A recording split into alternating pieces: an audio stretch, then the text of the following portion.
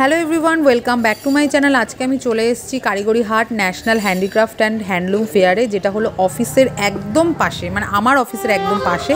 তো তাই জন্য অফিস থেকে বেরিয়ে আমি টুক করে এই মেলায় চলে এসেছি। তোমরা যদি আসতে চাও তাহলে কিন্তু গল্ফ গ্রিন সেন্ট্রাল পার্ক মাঠে এই মেলাটা বসেছে। আর এই মেলাটা কিন্তু 24 তারিখ অবধি, মানে 24শে ডিসেম্বর অবধি কিন্তু থাকবে। তো তোমরা এর মধ্যে যদি আসতে পারো তাহলে তোমরা কিন্তু মেলা দেখতে পারবে।